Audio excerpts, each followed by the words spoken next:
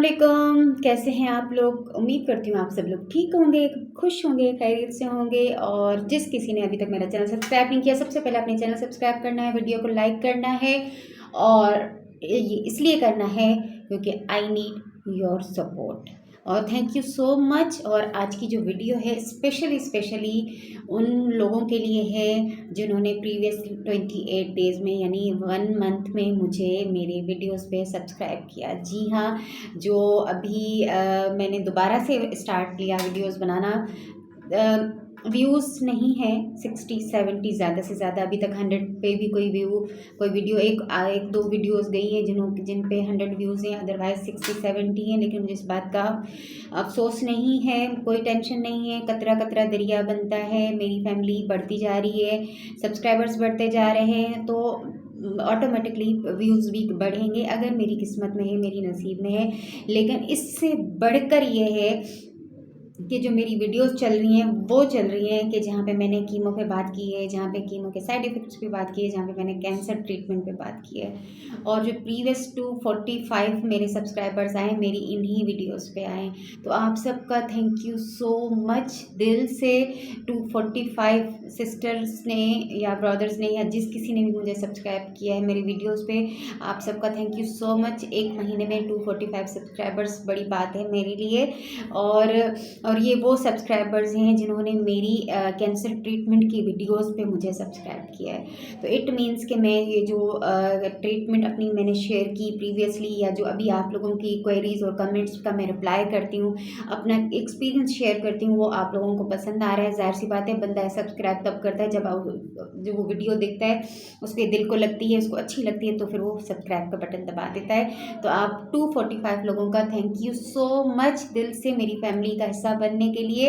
और इसके अलावा ये है कि आप सबसे ये रिक्वेस्ट है कि आप वीडियो शेयर कर लिया करें, क्योंकि मेरी जो वीडियोज़ हैं वो ज़्यादातर अवेयरनेस के ऊपर हैं। अभी रमज़ान में मैंने कुछ व्लॉगिंग की थोड़ी बहुत, अदरवाइज़ ज़्यादातर मेरी कोशिश ये होती है कि मैं आप लोगों की क्वेरीज़ और क्वेश्चंस का रिप्लाई करूं और अपने एक्सपीरियंस को मद्देनज़र रखते हुए आप लोगों को गाइड कर सकूं।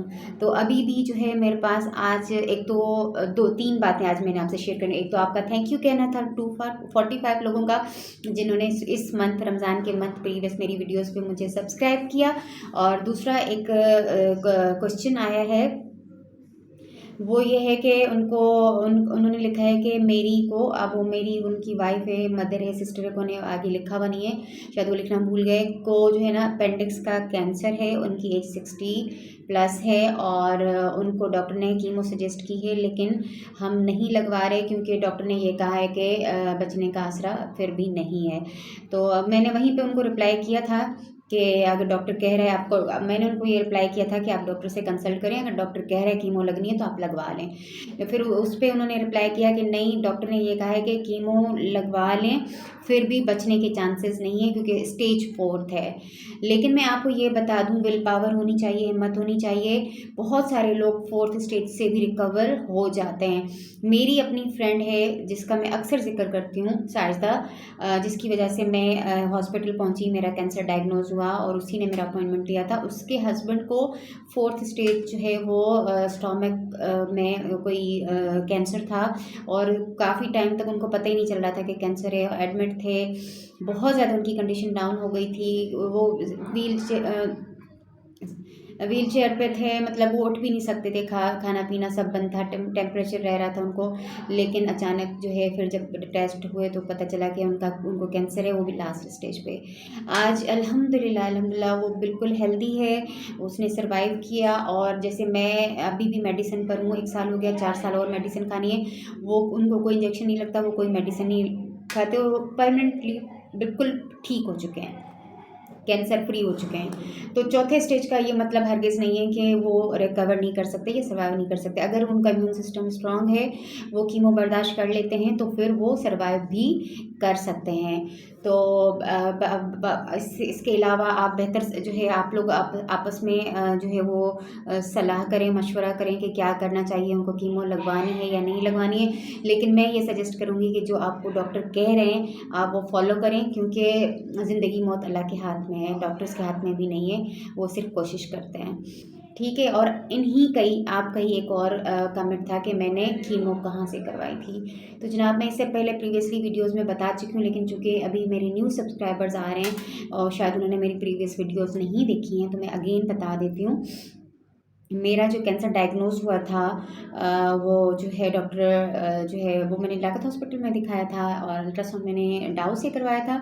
और मेरी जो उसके बाद जो ऑन्कोलॉजिस्ट थे वो डॉक्टर गुलाम हैदर जो कि जिन्ना हॉस्पिटल के कैंसर डिपार्टमेंट के हेड हैं, उन वहाँ पे मेरी 16 डोज कीमोथेरेपी के हुए जिन्ना हॉस्पिटल में, क्योंकि आगा खान बहुत महंगा है। आगा खान में एक डोज के 18,000 थे और वहाँ पे मेरी कोई 6 to 8,000 में एक कीमो लगती थी, क्योंकि जिन्ना में भी मेडिसिन मुझे खरीदनी होती थी, क्योंकि वहाँ जिन्ना गवर्नमेंट हॉस्पिटल्स का ये होता है कि उनके पास मेडिसिन अवेलेबल होती है तो वो देते, नहीं होती तो परचेज़ करनी पड़ती है। और मेरे इसमें ये था कि 16 डोज मेरी हुई, उसमें वंस यानी एक दफ़ा उन्होंने अपनी मेडिसिन लगाई थी, मुझे परचेज़ नहीं करनी पड़ी थी। अदरवाइज़ 15 डोज की मेडिसिन जो है मैंने परचेज़ की थी।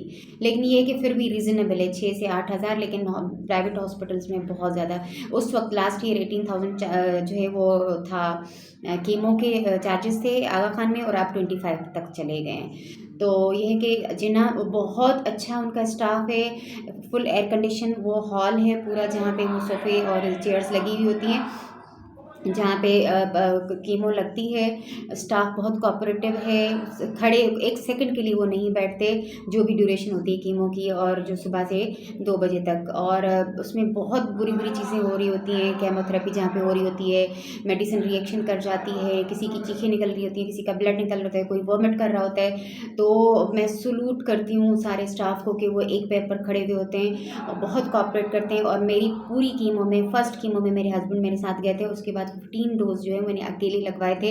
और जब मेरी मेडिसिन ने रिएक्शन किया था तो बहुत ज़्यादा मेरी कंडीशन ख़राब हो गई थी, उन्होंने ये कहा था किसके साथ हो, बुलाओ उसको, तो मैंने कहा मैं अकेले आती हूँ। और उसके बाद से वो मेरी बहुत केयर करते थे, मेरा बहुत ख्याल रखते थे कि फिर मेरी जो ड्रिप होती थी कीमो की वो स्लोली चलती थी, क्योंकि उस मेडिसिन के रिएक्शन होने का ख़तरा होता था। तो मैं यही सजेस्ट करूँगी कि अगर आप कीमो की तरफ जाते हैं, कीमो करवानी है, तो आप जिन्ना से करवाएं। एक तो ये कि चार्जेस कम हैं, स्टाफ बहुत कोऑपरेटिव है, और खुद डॉक्टर गुलाम हैदर वहाँ के हेड ऑफ डिपार्टमेंट हैं जिन्ना के, और आगा खान में जो है कंसल्टेंसी करते हैं।